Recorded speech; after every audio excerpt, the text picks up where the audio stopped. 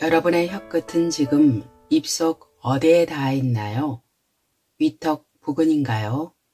아니면 앞니 뒤쪽인가요? 그것도 아니면 혀끝이 어디에도 닿아 있지 않고 입속 중간 정도에 떠 있지는 않나요? 실은 혀가 있어야 하는 올바른 위치가 있습니다. 혀의 위치가 바르지 않으면 치주균이나 충치균이 쉽게 증식하고 그 결과 뇌 노화가 빨라질 수 있습니다.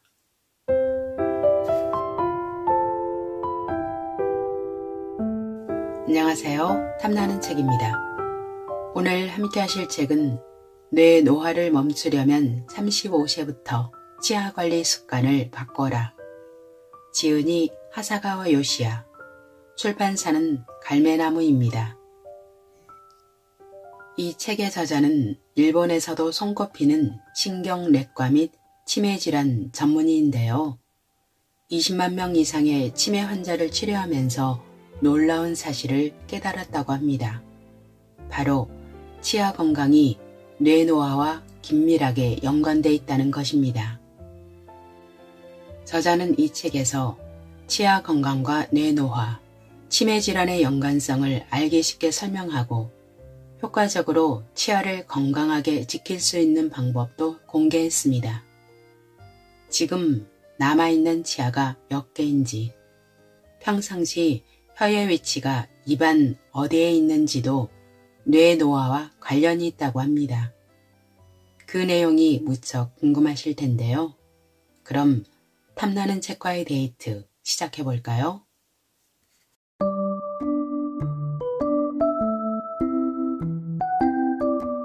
치매 환자에게 기적을 일으킨 것은 치매 전문의가 아니라 치과 의사와 치과 위생사의 치아 관리였다. 여러분은 치매에 걸리기 쉬운 사람과 잘 걸리지 않는 사람의 경계가 무엇인지 알고 있나요? 치매 질환 전문의로서 생각해보면 나이 35세를 하나의 전환점으로 볼 수 있습니다. 35세 즈음부터 우리 뇌에는 치매를 유발하는 물질이 쌓이기 시작합니다.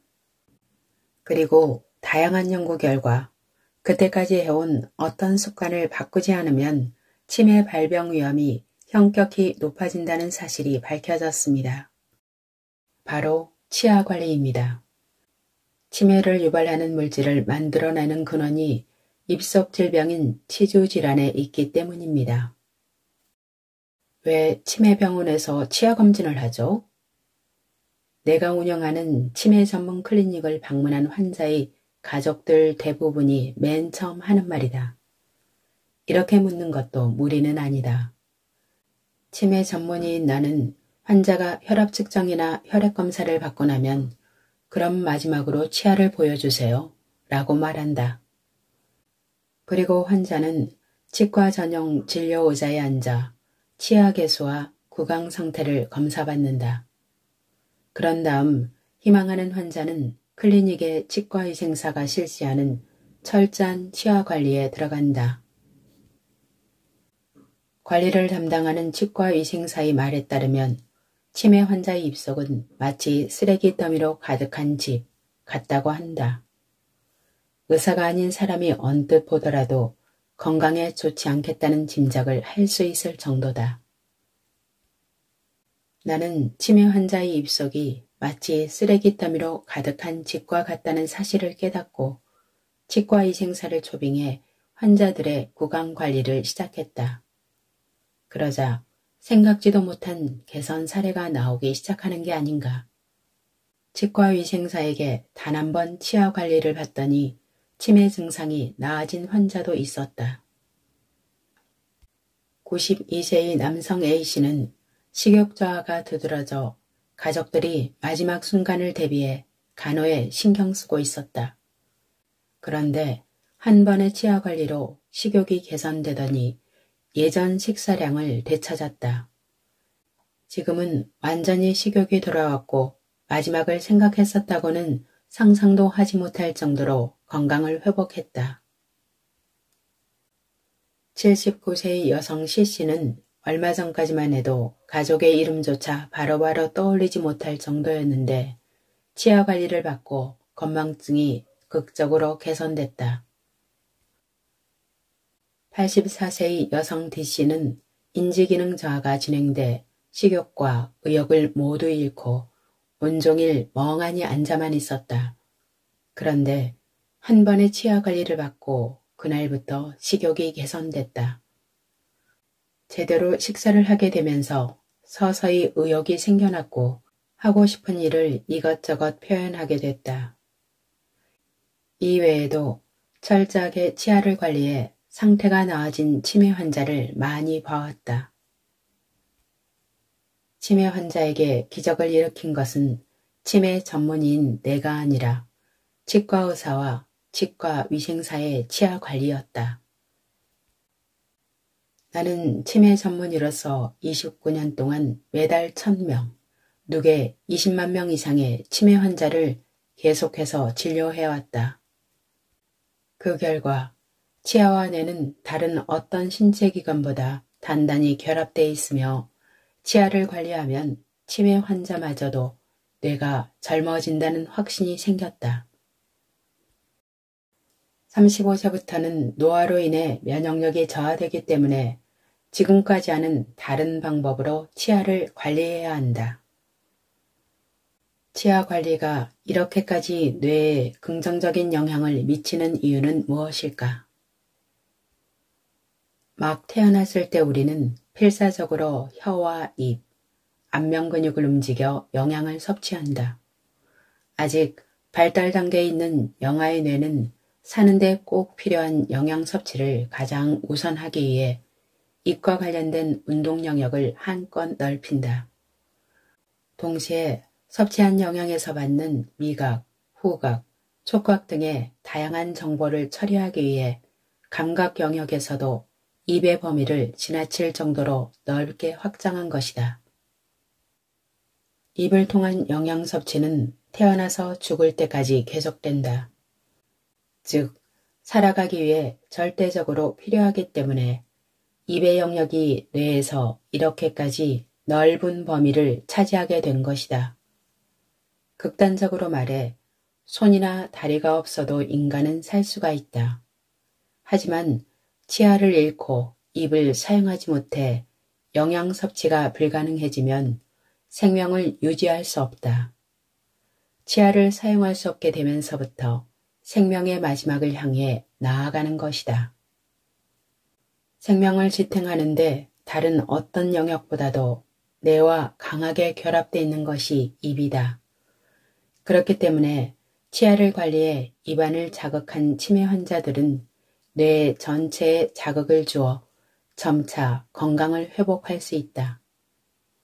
뇌의 수명을 연장하는 열쇠는 바로 치아에 있다.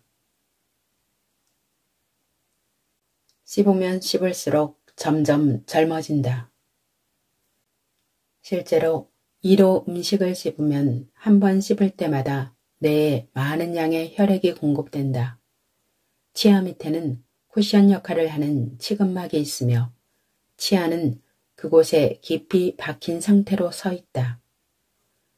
씹을 때 치아는 이 쿠션에 약 30미크론 정도 내려앉는다. 이 아주 작은 압력으로 치근막에 있는 혈관이 압축 펌프 역할을 해 혈액을 뇌로 보낸다. 그 양이 한 번 씹을 때 3.5mm라고 한다. 이는 한 번 씹을 때의 양이므로 많이 씹는 사람은 끊임없이 뇌에 혈액이 공급돼 계속해서 자극을 받게 된다. 결국 씹으면 씹을수록 많은 자극을 받아 뇌가 활성화되고 건강해져 점점 젊어진다. 반면 치아 개수가 줄어들수록 치근막 쿠션에 가해지는 압력이 감소해 뇌로 가는 혈액의 양이 줄어든다.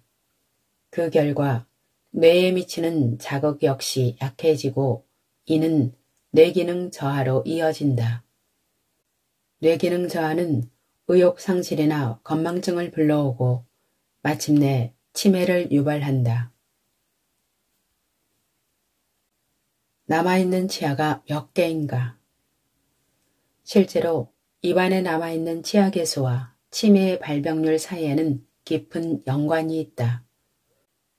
도호크 대학 대학원의 연구팀이 70세 이상의 고령자를 대상으로 조사한 결과에 따르면 뇌가 건강한 사람의 치아는 평균 14.9개였지만 치매가 의심된다고 진단받은 사람의 치아는 고작 9.4개였다.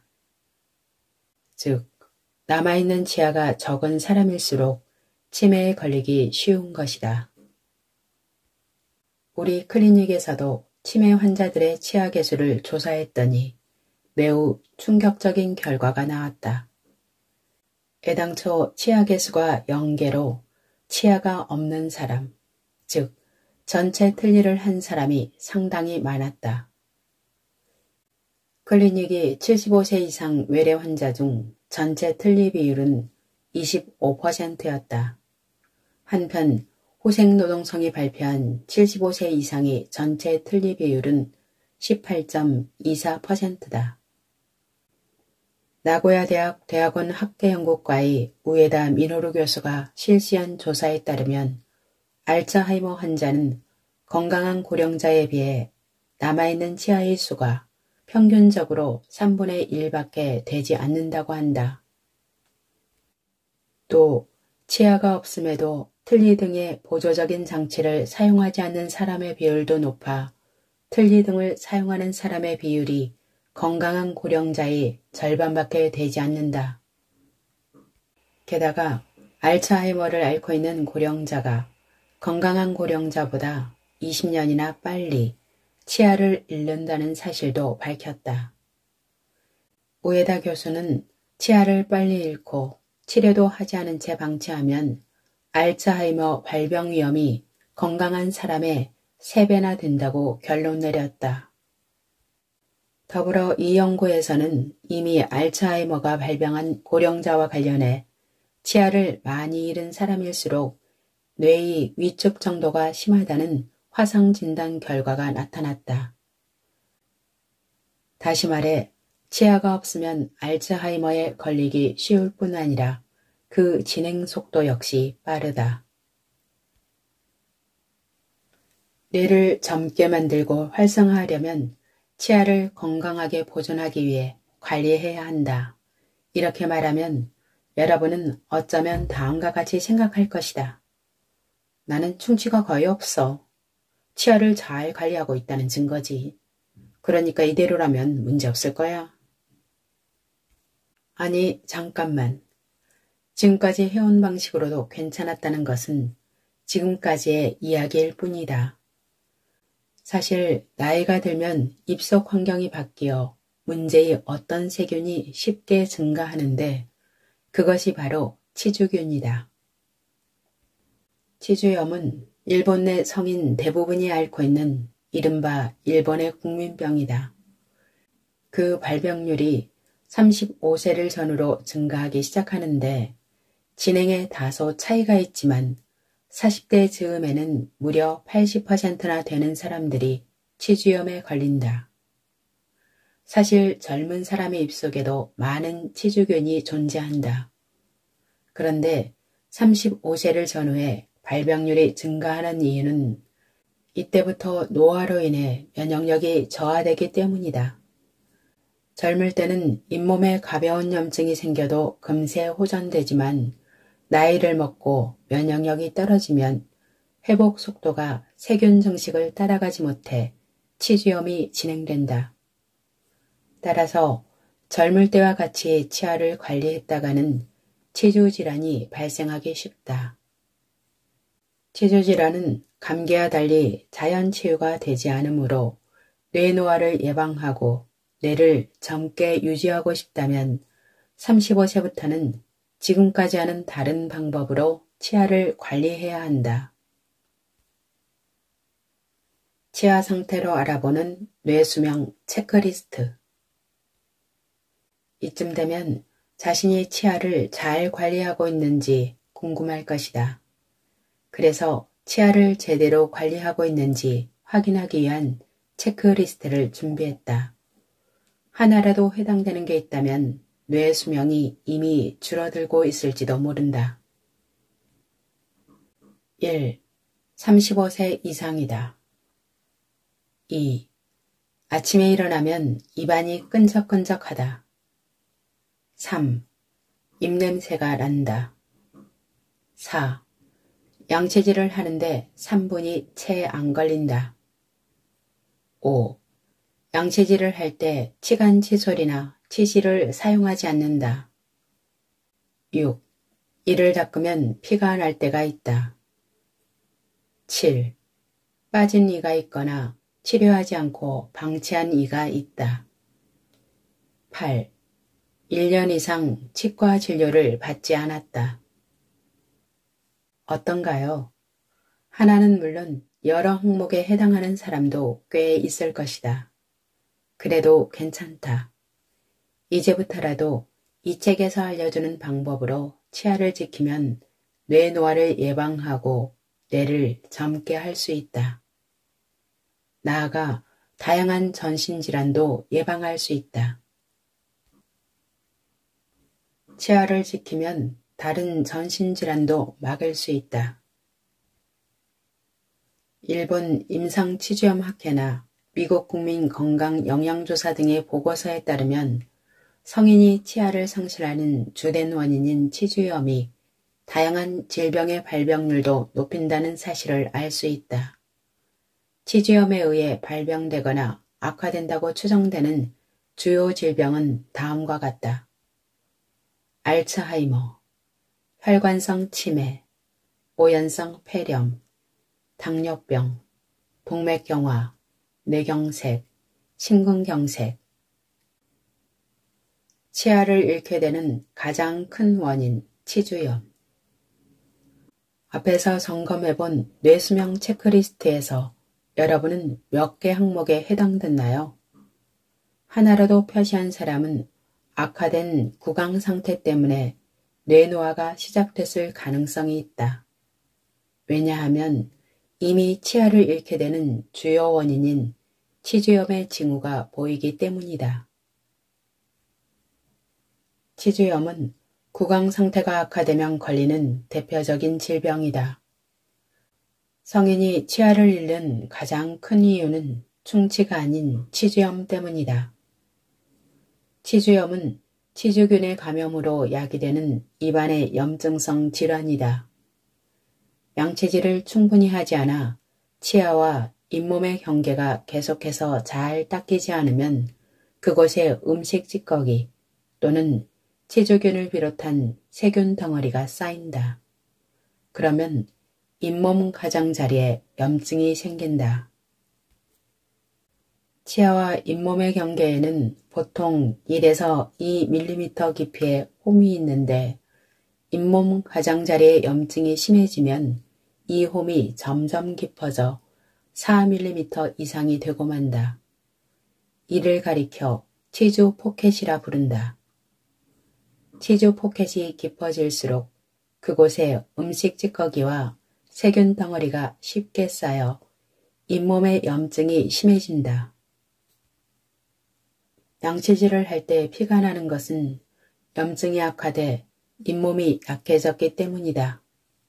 나아가 치아를 지탱하는 토대인 치조골이 녹으면서 이가 조금씩 흔들리게 된다. 이를 계속 방치하면 결국 이를 뽑아야 하는 상태에 이른다. 치아를 바르게 관리하지 않으면 치주 포켓이 깊어져 염증이 점점 심해진다. 이러한 염증을 유발하는 것이 바로 세균 덩어리인 플라크, 즉 치석이다. 플라크는 식사 후에 입안에 남은 음식 찌꺼기가 아니다. 입안에서 증식한 치주균 또는 충치를 일으키는 세균 등의 미생물 덩어리다. 만약 지금 주변에 아무도 없다면 자신의 치아 뿌리 부분을 손톱으로 문질러 보라. 흰색이 끈적끈적한 무언가가 벗겨지지 않는가? 그것은 음식 찌꺼기가 아니라 플라크다. 식후 8시간이면 플라크가 생기고 이는 24시간 만에 치석이 된다. 치주균과 충치균 등의 세균은 입속 음식 찌꺼기를 먹이 삼아 증식한다. 치석이 쌓이면 치주염이 생기기 쉬운 것이다. 플라크가 쌓여 치주염이 진행되면 잇몸이 붉게 부어오른다. 원래 건강한 잇몸은 분홍색을 띠지만 치주염 환자의 잇몸은 항상 새빨갛다. 이는 잇몸에 가벼운 염증이 생겨서인데 입안에 항상 작은 불씨가 타고 있는 것이나 마찬가지다. 치주염에 걸리면 뇌에 쓰레기가 쌓인다. 알츠하이머. 이제부터는 입속 작은 불씨, 치주염이 온몸에 어떤 질병을 불러일으키는지 살펴보자. 우선 치매가 있다. 치주염을 일으키는 치주균은 알츠하이머의 원인이다. 치주균이 배출하는 독소로 인해 잇몸에 염증이 생기면 혈액 속에 염증 물질인 사이토카인이 유입된다. 이 사이토카인이 혈액과 함께 뇌에 침투하면 뇌 속에 아밀로이드 베타 단백질이 늘어나는데 이를 뇌의 쓰레기라고 부른다. 아밀로이드 베타는 뇌 속 기억을 관장하는 해마를 중심으로 조금씩 쌓이기 시작한다. 쌓인 쓰레기가 뇌를 압박하면 서서히 뇌세포가 사멸하고 기억력이 점차 저하된다. 이것이 바로 알츠하이머를 일으키고 악화시키는 구조로 추정된다. 즉, 치주염에 걸리면 뇌에 쓰레기가 쌓여 알츠하이머가 발생하고 악화될 확률이 높아지는 것이다. 덧붙이자면 뇌 속에 아밀로이드 베타가 쌓여 치매 증상이 나타나기까지는 대략 25년 정도 걸린다. 후생노동성이 실시한 치과질환 실태조사에서는 45세에서 54세의 연령대에서 치주염이 가장 많이 발생했는데 여기에 25년을 더하면 알츠하이머 환자가 급증하는 연령인 70대와 정확히 겹친다. 이를 보더라도 치주염과 알츠하이머의 연관성을 유추해 볼 수 있다. 치주염이 유발하는 질병은 알츠하이머만이 아니다. 최근 밝혀진 바에 따르면 치주염은 각종 전신질환을 초래하는 원인이라고 한다. 당뇨병도 그 질환 중 하나다. 치주균이 내뿜는 독소의 영향으로 염증 물질인 사이토카인이 만들어지는데 이것이 혈관을 통해 온몸으로 퍼질 때 인슐린이 기능을 하지 못하게 돼 당뇨병이 생기거나 진행될 수 있다. 미국 국민건강영양조사에 따르면 치주염 환자가 당뇨병에 걸릴 확률은 치주염이 없는 사람의 약 2배로 추산된다. 이 조사에서는 치주염 환자 가운데 당뇨병으로 진단받을 정도의 고혈당은 아니지만 평균 혈당 수치가 높은 사람이 많다는 사실도 밝혀졌다. 다시 말해 당장은 당뇨병이 아니더라도 치주염이 있으면 당뇨병 예비군일 가능성이 높다는 뜻이다. 이는 정반대 방향의 데이터로도 밝혀진 사실이다. 도쿄 의과치과대학 대학원 의치학 종합연구소의 이즈미 유이치 교수의 보고에 따르면 치주염이 있는 당뇨병 환자를 대상으로 치석 제거와 양체질 지도를 했더니 평균 혈당치가 내려갔다고 한다. 치주염의 원인이 되는 치석이나 플라크를 제거하면 당뇨병에 걸릴 위험 역시 낮아지는 것이다. 안면과 손발에 마비를 가져올 위험, 뇌졸중. 치주염이 유발하는 전신질환 중에는 뇌혈관 질환도 있다. 왜 치주염이 뇌졸중의 위험을 높일까? 이유는 역시 염증 물질인 사이토카인에 있다. 여러 차례 언급한 것처럼 치주균이 뿜어내는 독소 탓에 잇몸 부근에서 사이토카인이 만들어지고 이 염증 물질이 혈관에 침투해 혈류를 타고 몸 전체를 돌면 혈관 곳곳에 염증이 생긴다. 염증이 심해지면 동맥이 안쪽 벽이 두껍고 단단해져 혈관이 막히거나 쉽게 파열된다. 이것이 이른바 동맥경화다. 이러한 동맥경화가 진행돼 뇌혈관이 상처투성이가 되면 뇌졸중이 발생하기 쉬워진다. 참고로 뇌혈관이 막히면 뇌경색, 뇌혈관이 파열돼 출혈이 생기면 뇌출혈이라 부른다. 일본 임상치주염 학회에 따르면 치주염을 가진 사람은 그렇지 않은 사람에 비해 뇌경색에 걸릴 확률이 2.8배나 높다고 한다. 80세까지 치아 28개 유지하기 프로젝트. 당신의 혀끝은 입속 어디에 닿아 있는가? 지금부터 뇌 노화를 막는 치아 관리법에 관해 구체적으로 살펴보자. 여기에서 소개하는 관리 방법은 치과 의사와 치과 위생사에게 감수받은 확실한 내용이다. 바른 치아 관리법을 익혀 매일 따라하기만 해도 뇌 노화를 예방하고 젊음을 되찾을 수 있다. 구강 관리를 시작하기 전에 먼저 확인해 둘 것이 있다. 여러분의 혀끝은 지금 입속 어디에 닿아 있는가? 위턱 부근인가? 아니면 앞니 뒤쪽에 있는가? 그것도 아니면 혹시 혀끝이 어디에도 닿지 않고 입속 중간 정도에 떠 있는가? 실은 혀가 있어야 하는 올바른 위치가 있다.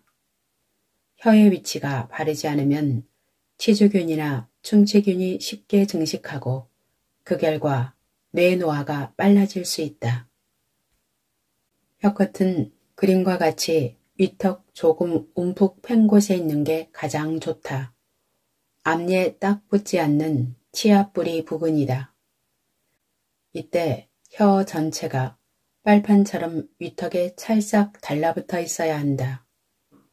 아무것도 하지 않을 때뿐만 아니라 무언가를 삼킬 때에도 이 위치에 혀가 와야 한다.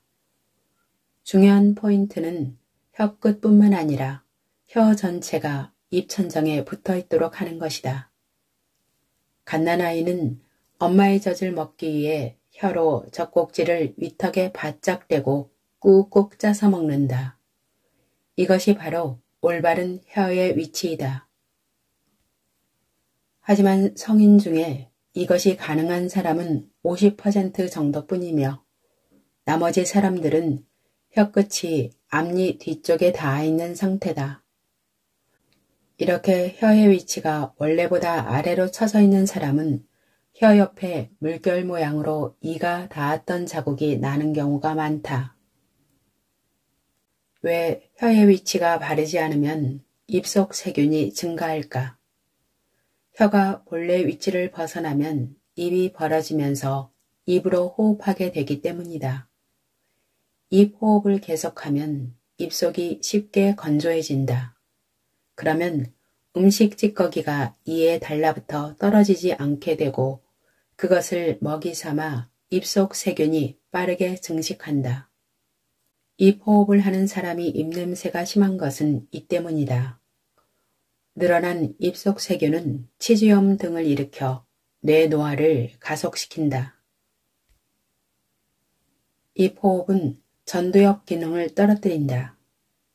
2013년 치과의사 사노 마사히로를 비롯한 연구진이 공동 연구 결과를 발표했는데 습관적으로 입 호흡을 하는 사람은 코 호흡을 하는 사람에 비해 전두엽이 휴식을 취하지 못해 만성 피로에 빠지게 된다고 했다.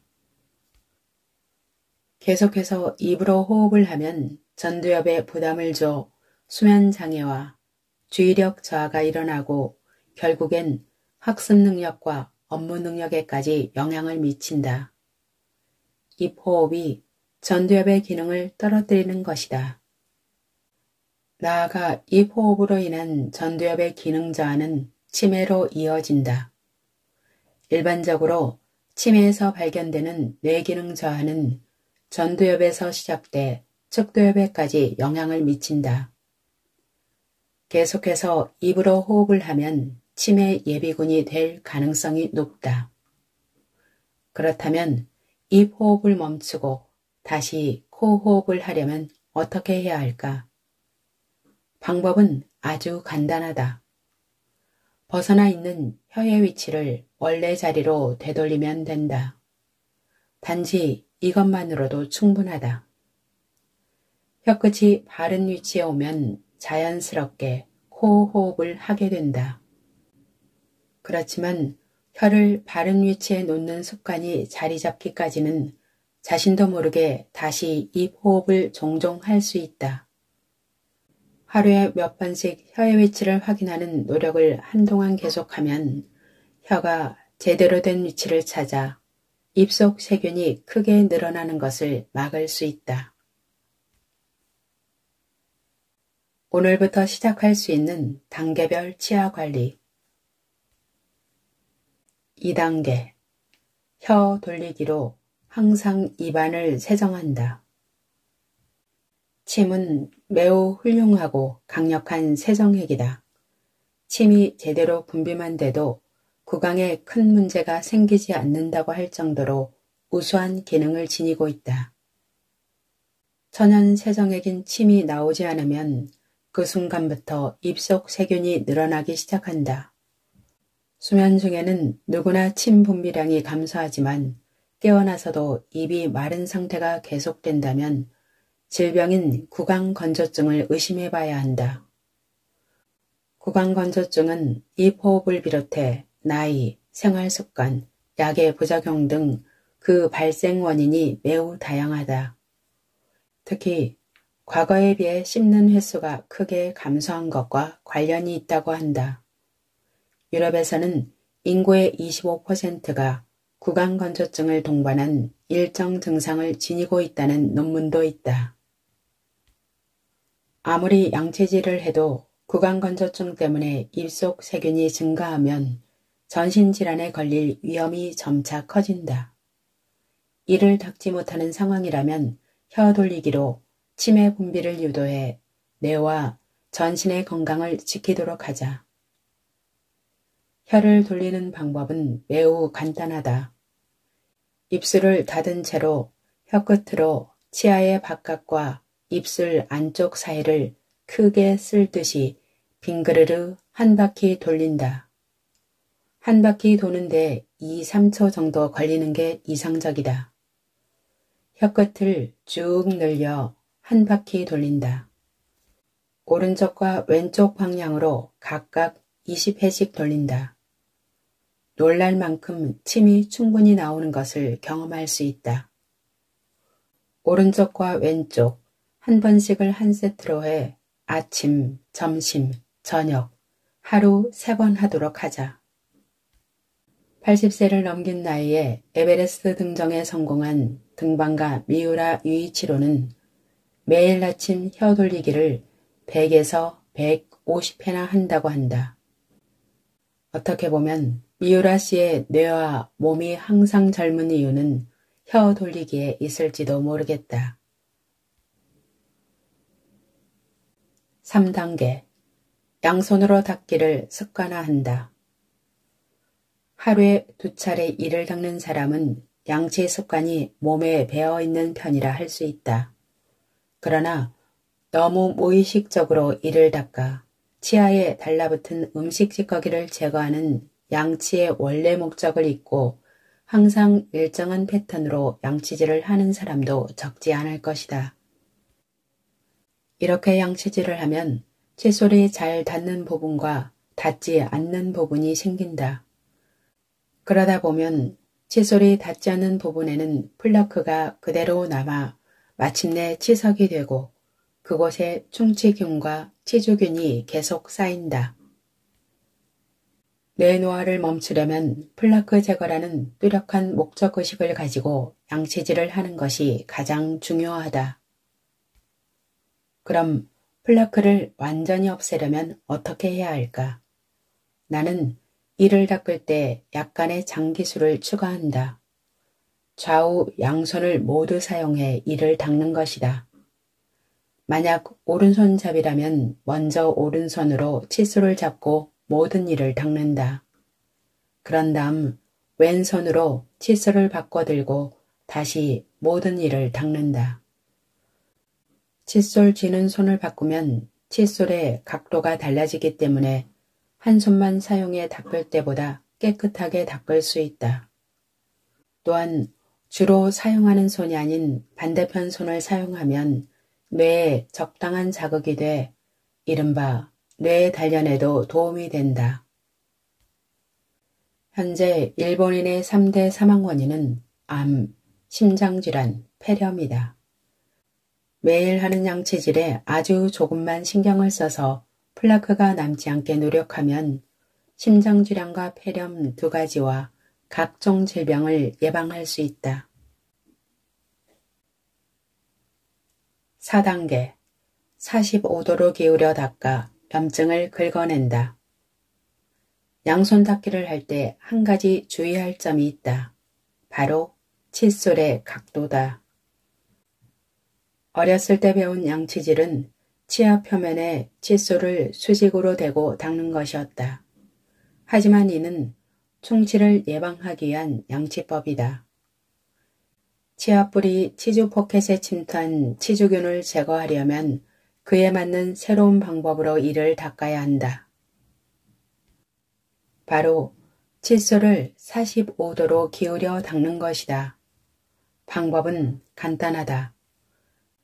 칫솔의 끝을 이와 잇몸이 경계에 45도 각도로 비스듬히 기울여 대고 닦으면 된다. 단지 이렇게만 해도 꽤 많은 치주균을 없앨 수 있다. 6단계 하루 한 번은 15분간 꼼꼼히 양치한다. 하루 3번 이상 이를 닦는다면 건강에 신경 쓰는 사람일 것이다. 치간 칫솔도 이미 잘 사용하고 있을 것이다. 그렇다면 이제 의식적으로 플라크를 꼼꼼히 제거하는 습관을 들여야 한다. 매일 하는 3번 이상의 양치질 중 한 번은 15분 동안 할 수 있게 노력해보자. 15분이면 꽤 긴데? 충분히 이렇게 생각할 수 있다. 실제로 15분 동안 양치질을 해보면 초기에는 칫솔을 쥔 손이 뻐근할 뿐 아니라 계속 벌리고 있느라 턱까지 아플 것이다. 오랫동안 이를 닦는 것은 여간 어려운 일이 아니다. 하지만 치아 한 개를 닦을 때마다 이렇게 하면 치매를 예방할 수 있어. 오연성 폐렴을 예방할 수 있어. 당뇨병을 예방할 수 있어. 평생 의료비를 크게 절약할 수 있어. 라고 마음속으로 생각하면 기분 좋게 15분을 닦을 수 있다. 매일 계속하기가 힘들다면 이틀에 한 번 혹은 3일에 한 번도 괜찮다. 우선 공들여 이를 닦고 났을 때의 시원함을 느끼고 나면 매일 즐겁게 이를 닦을 수 있을 것이다. 7단계 오일 풀링이 뇌를 젊게 한다. 이를 닦은 후 상쾌함을 더하기 위해 나는 양치와 더불어 오일 풀링을 한다.